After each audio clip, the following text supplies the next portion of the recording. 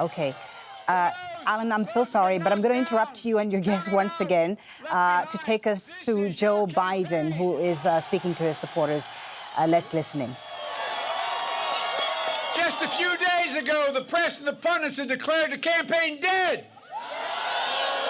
And then came South Carolina, and they had something to say about it. And we're told, well, when you got to Super Tuesday, it'd be over.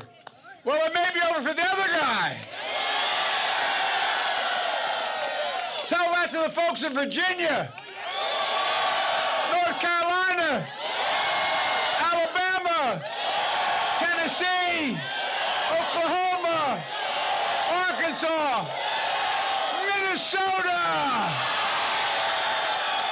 and maybe even Massachusetts. It's too close to call.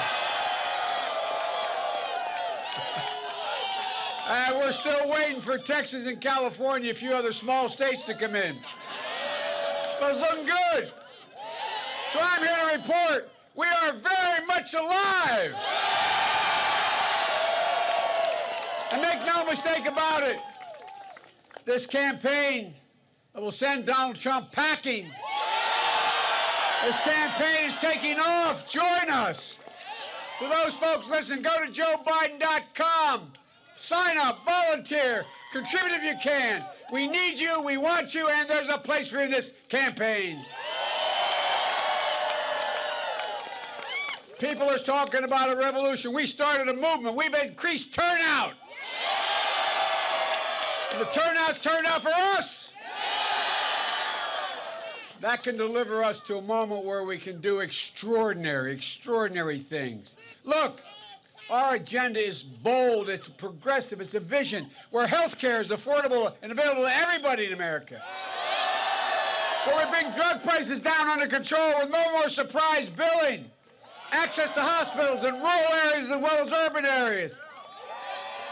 Access to care.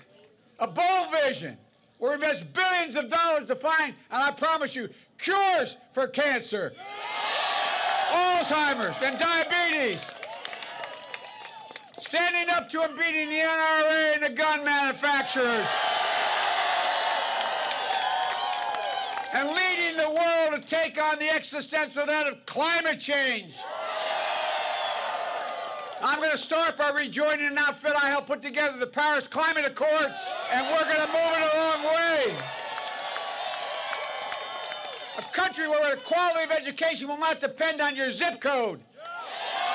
Where we triple funding for low-income school districts, providing raises for teachers, full-time school for 3, 4, and 5 years old, and increasing exponentially the prospects of their success. Free community college, providing credentials for every job of the 21st century. And significant reduction in the cost of going to college and your student debt. If you volunteer, you pay nothing. Folks, we can do this. And let's get something straight. Wall Street didn't build this country. You built this country. The middle class built this country. And unions built the middle class. And the neighborhoods we come from, the three...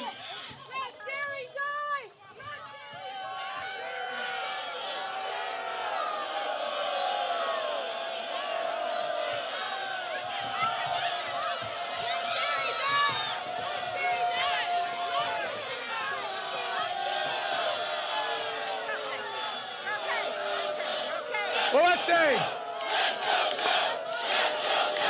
We're going to go. Look. The middle class is getting clobbered. The middle class is getting clobbered. Too many people in the neighborhoods that Jill and Val and I grew up in. So they're getting hurt. They're badly hurt. And guess what? They're the places where we come from, many of you come from. It's where we were raised. The people. They're the reason why I'm running. There's the reason why I'm a Democrat in the first place. These are people who build our bridges, repair our roads, keep our water safe, who teach our kids. Look, who race into burning buildings to protect other people, who grow our food, build our cars, pick up our garbage, our streets, veterans, dreamers, single moms. And by the way, every dreamer, have hope because I'm coming and you're not going anywhere. And we're going to provide a pathway for 11 million citizens. If the other guy had voted for well, I shouldn't get into that. I won't get going. Look, the iron workers, the steel workers, the boilermakers, the plumbers, the electrical workers, these are the people that have been forgotten. I agree with you, man. Look, the people Trump forgot, the people I will never forget, and I will always remember. Folks, that's why we need an economy that rewards work, not just wealth. Reestablishes the middle class, and this time brings everybody along. Everybody. Regardless of their race, their ethnicity, whether their gender, their disability, their economic state, Democrats, Republicans, Independents, every stripe.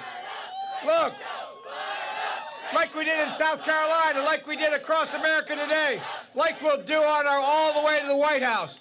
Look, that's why I was so proud yesterday being embraced by Amy Klobuchar. We won Minnesota because of Amy Klobuchar. And we're doing well in Texas because of Beto O'Rourke. And that's why I was so proud, so incredibly proud to have Mayor Pete's endorsement as well. There's a man of character, intellect, and courage. And by the way, I was proud to be endorsed by Jim Clyburn. Man, he is something else. Look, our campaign reflects the diversity of this party and this nation. And that's how it should be, because we need to bring everybody along. Everybody. We want a nominee who will beat Donald Trump, but also keep Nancy Pelosi the Speaker of the House. Win back the United States Senate. If that's what you want, join us. And if you want a nominee who's a Democrat, a lifelong Democrat, a proud Democrat, an Obama-Biden Democrat, join us. Look, this all starts with a revival of decency and honor and character. Trump has fanned the flames of hate and sought to divide us. He's insulted, demonized, and actually just the way he talks about people. He has not a single sense of empathy. He doesn't have any compassion. No regard for the values that made this country who we are. Not the way you were raised by your moms and dads. He looks at honesty and decency and respect, and he views it as a sign of weakness. He doesn't believe that we're the beacon to the world. He doesn't believe we're all part of something bigger than ourselves. That's why I've said from the moment I announced for this candidacy, we're literally in a battle for the soul of America. Folks, winning means uniting America, not sowing seeds of division and anger and hate. We got to beat Donald Trump, and we will, but we can't become like him. We can't have a never-ending war between the parties. We need a president who can fight, but make no mistake about it, I can fight. But look, we need as badly, someone who can heal.